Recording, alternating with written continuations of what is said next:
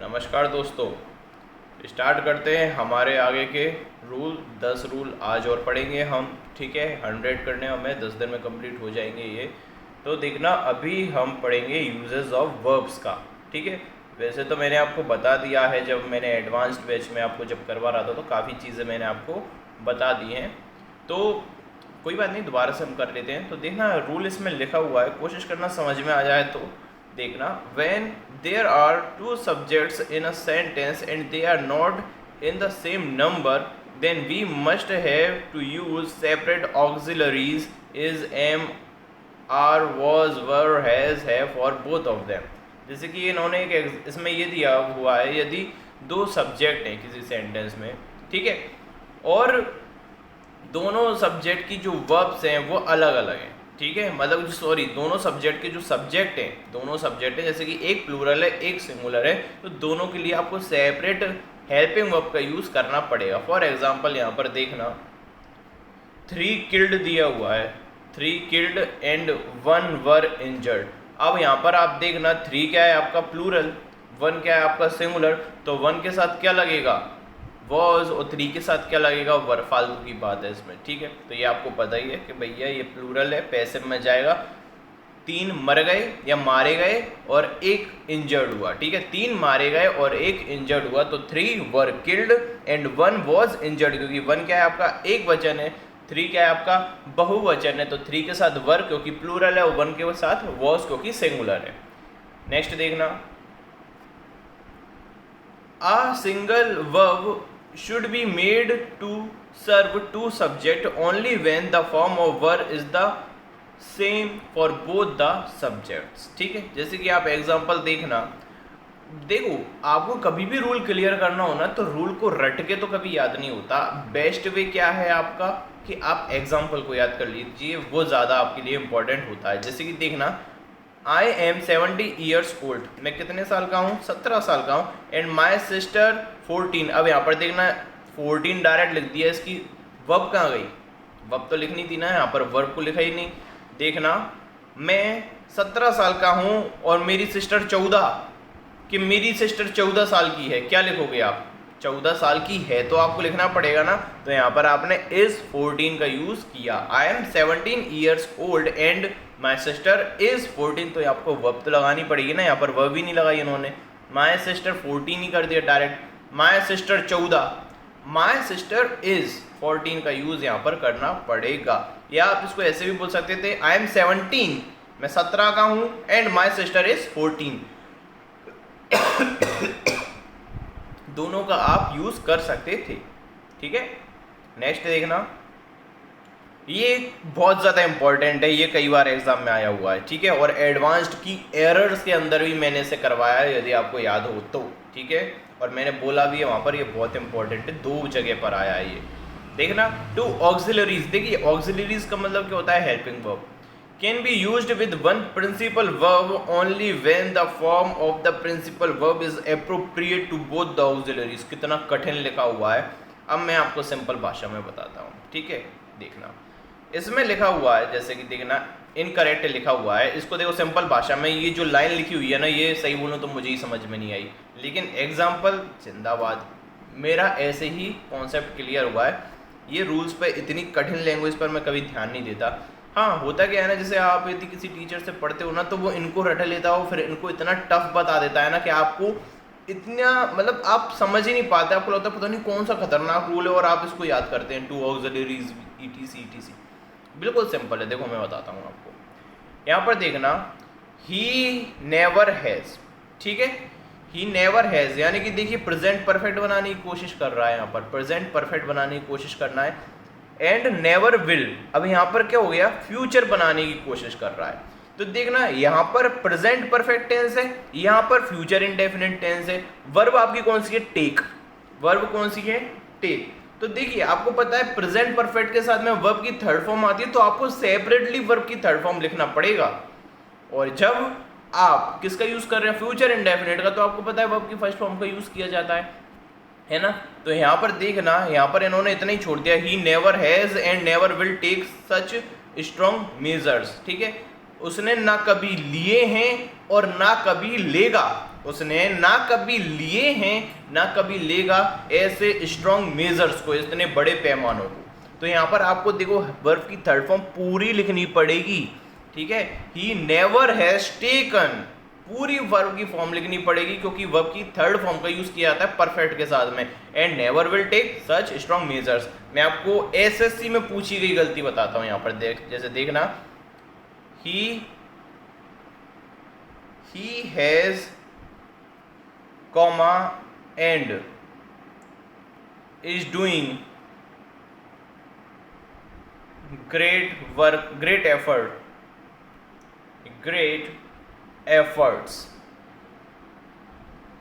लिख लेना, पूरा हाथ नहीं पहुंच रहा, एफर्ट्स लिखा हुआ है यानी कि प्रयास, ठीक है।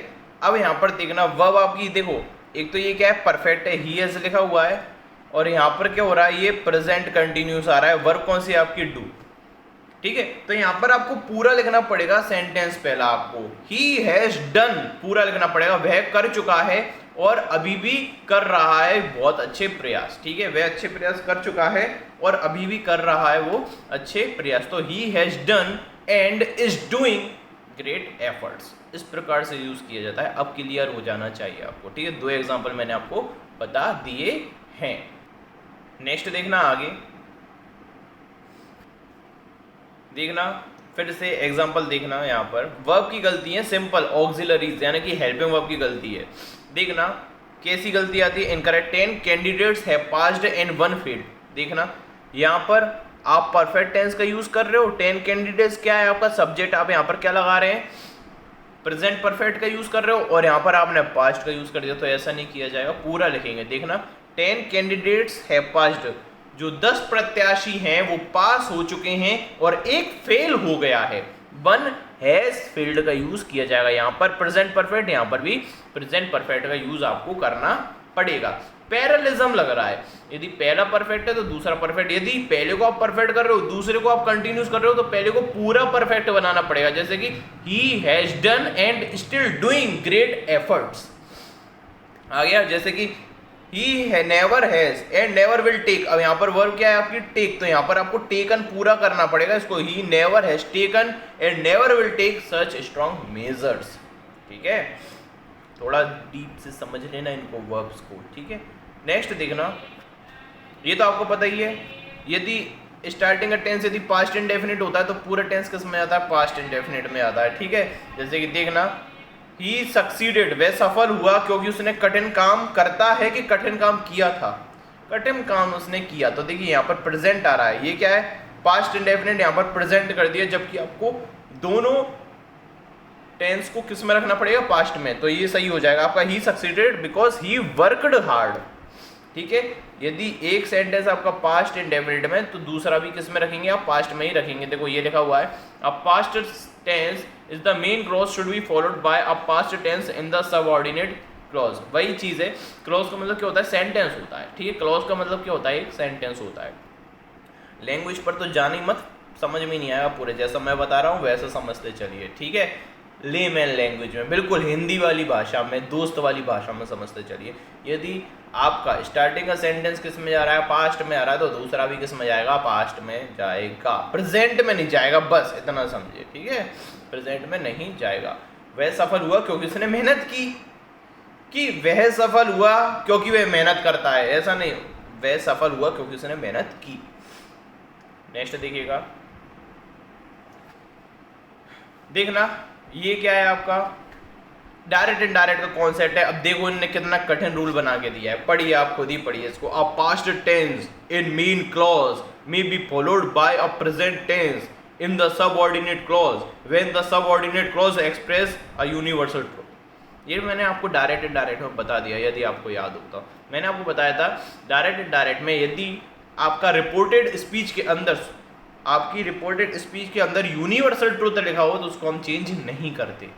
मैंने आपको पहले डायरेक्ट एंड डायरेक्ट में बता दिया है। जैसे कि देखना, our teacher said comma inverted comma the earth moves around the sun. क्या बनाओगे आप इसको, our teacher said that the earth moves around the sun ही बनेगा। डायरेक्ट एंड डायरेक्ट का कॉन्सेप्ट है, इसमें आप छेड़छाड़ नहीं कर सकते। इसमें आप ऐसा नहीं करेंगे कि एक पास्ट में तो दूसरा भी आप पास्ट में कर दो, गलत हो जाएगा, क्योंकि ये क्या है, यूनिवर्सल ट्रुथ है, ठीक है। Honesty is the best policy, ये सभी क्या है आपका यूनिवर्सल ट्रुथ है। जुकाम हो रहा है, ठीक है। 27 वाला देखना जो आपका रूल है, ठीक है। और भी कैसा है, जैसे कि our teacher said comma inverted comma the sun rises in the east, तो ये भी क्या होगा, नो चेंज होगा इसके अंदर, क्योंकि सन कहाँ से उगता है आपका, ईस्ट से, पूर्व में उगता है, ठीक है। नेक्स्ट देखना, ये लीस्ट वाला भी मैंने आपको बताया है, ठीक है। लेस्ट के साथ किसका यूज किया जाता है, शुड का यूज किया जाता है। लेस्ट के साथ किसका यूज किया जाता है, शुड का यूज किया जाता है। देखना इसमें आप पढ़ के देख लो, कठिन सा नियम, when the subordinate clause comes after lest the auxiliary verb should must be used whatever be the tense of the verb in the main clause। कुछ भी वो लेस्ट यदि आपको दिख गया ना, LEST लेस्ट, उसके बाद शुड का यूज किया जाएगा। इसका मतलब क्या होता है, जैसे कि मेहनत करो कहीं ऐसा ना हो कि आप फेल हो जाओ। तो देखिए कैसे लिखेंगे हम, work hard लेस्ट you should fail, work hard, work hard, मेहनत करो कहीं ऐसा ना हो कि तुम फेल हो जाओ। तो इसको पूरे को बोलेंगे हम, कहीं ऐसा ना हो कि तुम फेल हो जाओ, लेस्ट you should fail, you should fail, ठीक है। मेहनत करो कहीं ऐसा ना हो कि तुम फेल हो जाओ, work hard लेस्ट you should fail. तो लेस्ट के साथ में रट लो, एक तो नेगेटिव नहीं करोगे आप, यू शुड नॉट मत कर देना, कभी भी नेगेटिव नहीं आएगा। लेस्ट के साथ में एक तो अफर्मेटिव आएगा लेकिन शुड से जुड़ा होगा, याद कर लो इस चीज को बहुत अच्छे से, ठीक है। जैसे कि देखना, वी स्टार्ट अर्ली, हमें जल्दी शुरुआत करनी चाहिए, कहीं ऐसा ना हो कि हम ट्रेन को छोड़ दें। जल्दी शुरुआत, हमें जल्दी निकलना चाहिए, कहीं ऐसा ना हो कि हम ट्रेन को छोड़ दें। Lest we should miss the train, ठीक है। तो लेस्ट के साथ में शुड का यूज कई बार माइट वाइट करके दे देता है, गलत होता है, केवल और केवल शुड का यूज करना एसएससी के लिए। नेक्स्ट देखना, ओ भाई देखो इनको, ठीक है। देखना, एन एडवर्ब और adverbial phrase should not be placed between two and verbal part of the infinitive, ठीक है, स्प्लिट इन्फिनेटिव। देखो मैं आपको बताता हूँ इसके बारे में। आपको पता है कि वर्ब को क्वालिफाई कौन करता है, वर्ब की विशेषता कौन बताता है, एडवर्ब, ठीक है। तो एडवर्ब का एक नियम होता है, या तो आप उसको ठीक वर्ब के पहले लिखते हैं या सेंटेंस के बाद में लिखते हैं। या तो आप उसको वर्ब के पहले लिखें, ठीक है, या फिर जैसे कि I suspiciously looked at him, मैंने संदेह भरी स्थिति से, संदेह पूर्वक उसको देखा, I suspiciously look at him.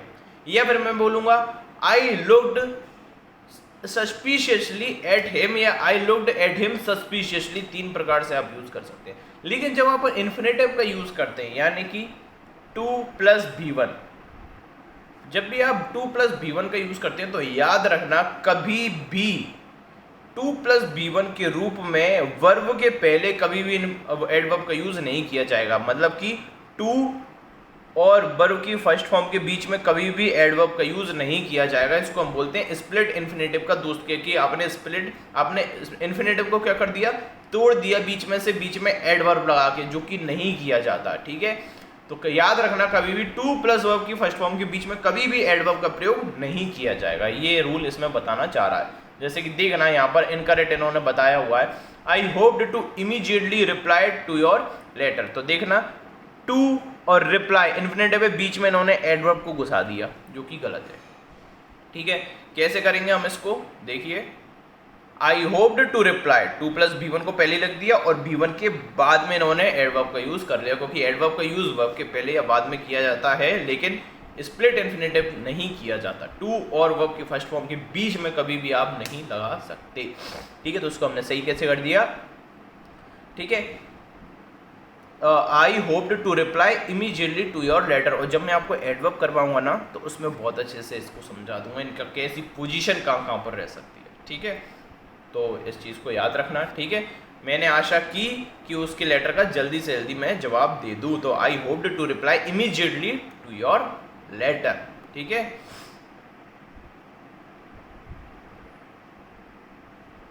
Next देखना, an infinitive should be in the present tense unless it represents an action prior to that of the governing verb, ठीक है। जैसे कि देखना यहाँ पर देखना, I should have like to have gone there, ठीक है, शायद मैं वहाँ जा सकता था, जाना पसंद कर सकता, मेरे वहाँ जाने की संभावना होनी चाहिए थी, या मैं वहाँ पर जा सकता था, या मुझे वहाँ पर जाना चाहिए था, ठीक है। I should have liked to go there, ठीक है, मुझे वहाँ पर जाना पसंद करना चाहिए था। तो देखिए यहाँ पर ये बोल रहा है कि to have gone, perfect infinitive का यूज़ मत करना कभी भी जगह पे। देखो ये टू हैव प्लस भी तरीके होता है परफेक्ट इन्फिनेटिव, और यहाँ पर शुड हैव करके भी आप इसको क्या बना रहे हो, परफेक्ट बना रहे हो। तो ये बोलना चाह रहा है कि एक सेंटेंस में एक परफेक्ट टेंस के साथ में कभी भी परफेक्ट इन्फिनेटिव का प्रयोग नहीं किया जाएगा। एक परफेक्ट टेंस के साथ में कभी भी परफेक्ट इन्फिनेटिव का यूज नहीं किया जाएगा। देखना यहाँ पर शुड हैव कर दिया, मतलब कि मॉडल परफेक्ट का यूज किया गया है यहाँ पर, ठीक है। और फिर से इन्होंने परफेक्ट इन्फिनेटिव लगा दिया, टू हैव प्लस वर्ब की थर्ड फॉर्म का यूज कर दिया, तो ऐसा यूज नहीं किया जाएगा। हालांकि ये रूल इंपॉर्टेंट नहीं है, ठीक है, इन्होंने गोल्डन रूल के दायरे में डाला है, लेकिन ये कभी मुझे मिला नहीं अभी तक, ठीक है। टू बी ऑनेस्ट मैं भी आपके साथ पहली बार पढ़ रहा हूँ ये, ठीक है, तो मैं देखना चाह रहा हूँ कि ऐसा क्या है इसके अंदर। तो ज़्यादा कुछ खास नहीं, इसको आप स्किप भी कर सकते हो, लेकिन जो मैंने बता दिया वो भी सही है, उसको आप देख लेना, लिख लेना कि कभी भी किसी परफेक्ट टेंस के अंदर आप परफेक्ट इन्फिनेटिव का यूज़ नहीं कर सकते, ठीक है, ये आपका लिख लेना इसको। नेक्स्ट देखना 13 वाला, ठीक है, देखना gerund if preceded by possessive pronoun that pronoun must be in possessive case, ठीक है। जैसे कि देखना यहाँ पर लिखा he emphasized me going there, तो ऐसा यूज नहीं किया जाएगा, आपको possessive लिखना पड़ेगा। देखो यहाँ पर क्या आ रहा है, ये ing आ रहा है, यहाँ पर क्या आ रहा है आपका gerund आ रहा है, इसके पहले ऑब्जेक्टिव केस नहीं आएगा, क्या आएगा पजेसिव केस का यूज किया जाएगा। जैसे कि उसने मेरे वहां जाने पर बल दिया, ठीक है, उसने मुझे वहां जाने पर बल नहीं दिया, उसने मेरे वहां जाने पर, मेरे एक्शन हो रहा है, मेरा वहां जाने पर उसने क्या दिया, बल दिया। he emphasized my going there, ठीक है, he emphasized my going there, उसने मेरे वहां जाने पर क्या दिया, बल दिया, ठीक है। ये है, ये मैं आपको वैसे ही बता चुका हूं इस वाली चीज को कि जब भी आप किसका यूज करें, पर्सनल जीरंड का यूज करते हैं, तो उसके पहले किसका यूज किया जाएगा, आपका पजेसिव प्रोनाउन, सॉरी पजेसिव का, ठीक है, पजेसिव एडजेक्टिव का यूज किया जाएगा, पजेसिव प्रोनाउन का नहीं, पजेसिव एडजेक्टिव का यूज किया जाएगा, ठीक है। माई गोइंग देयर, देखो ही एम्फेसाइज्ड मी गोइंग देयर गलत हो जाएगा, आपको जीरंड के पहले पजेसिव केस का यूज करना पड़ेगा, ही एम्फेसाइज्ड माई गोइंग देयर, ठीक है। क्लियर है इतनी चीज आपको। जैसे एक और एग्जांपल मैं आपको देता हूं, जैसे कि ही डिनाइड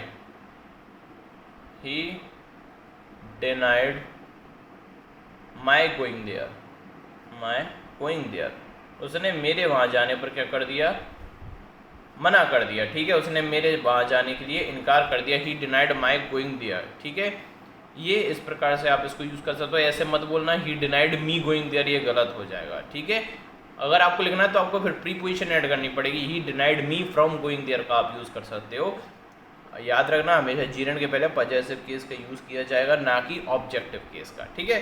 तो ये आपके हो चुके हैं, ठीक है, 13 क्वेश्चन। इसके बाद में ये और है आपके, ठीक है, ये भी टेंस के फॉर्म में दिए हुए हैं, ठीक है, ये मैंने आपको बता देखिए ये वाला और देख लेते हैं, 31 वाला मिल ही गया है। तो अब देखो लैंग्वेज कितनी खतरनाक सी दी हुई है, पढ़ ही नहीं पाए कोई इंसान, मतलब रूल देख के डर जाए, वो ऑप्शन ही ना देख पाए, इतना कठिन दिया हुआ है। देखो मैं आपको सिंपल भाषा में समझाता हूँ, देखना ये आपके अभी एक प्रैक्टिस क्वेश्चन में आया हुआ था ये वाला, ठीक है, शायद ये आया था अभी, अगर आप एडवांस बैच पढ़ रहे हो तो अभी ही आया है ये आपके सेंटेंस इंप्रूवमेंट के अंदर, उसमें मैंने आपको ये समझाया है, ठीक है। बताना यदि आपको याद है तो ये सेंटेंस इंप्रूवमेंट का मैं देखना चाहता हूँ आपकी बुद्धि कितनी तेज है, आप कितना अच्छा पढ़ रहे हो, आपकी सच में गवर्नमेंट जॉब लगेगी या नहीं लगेगी, इस चीज़ से क्लियर हो जाएगा बिल्कुल कि आपको ये वाला रूल याद है कि नहीं याद है। मैंने आपको बताया था कि जब भी हाउ लॉन्ग का यूज़ किया जाता है तो ये किसको इंडिकेट करता है, सिंस या फॉर को, यानी कि परफेक्ट कंटिन्यूस को इंडिकेट करता है। जैसे कि आप इस ऑफिस में कब से काम कर रहे हैं, आप इस ऑफिस में कब से काम कर रहे हैं, तो आप आंसर क्या दोगे इसको। देखो क्वेश्चन ये पूछ रहा है how long are you working in this office, तुम इस ऑफिस में कब से काम कर रहे हो, आप क्या आंसर दोगे, कि मैं इस ऑफिस में 5 महीनों से काम कर रहा हूँ, मैं इस ऑफिस में 10 सालों से काम कर रहा हूँ। जैसे कि I have been working here for 10 years, माना मतलब आप क्या कर रहे हो, परफेक्ट कंटिन्यूस का यूज कर रहे हो। तो क्वेश्चन भी आपका जो इंटेरोगेटिव सेंटेंस है वो भी किस में जाएगा, परफेक्ट कंटिन्यूस में जाएगा। इसलिए यहाँ पर आर यू वर्किंग का यूज नहीं किया जाएगा, हैव यू बीन वर्किंग का यूज किया जाएगा। सेम का सेम क्वेश्चन आपको किस में मिल जाएगा, जो मैंने आपको इम्प्रूवमेंट करवाए हैं, जो इम्प्रूवमेंट हमारे चल रहे हैं, सेम क्वेश्चन है, और मुझे बताना आपको मिला या नहीं मिला। ठीक है, मिलता हूँ चलिए आपसे नेक्स्ट वीडियो में, तब तक के लिए धन्यवाद। यदि कोई चीज़ इसमें से समझ में ना आई हो तो आप मुझसे पूछ सकते हैं 9 से 10 के बीच में। धन्यवाद।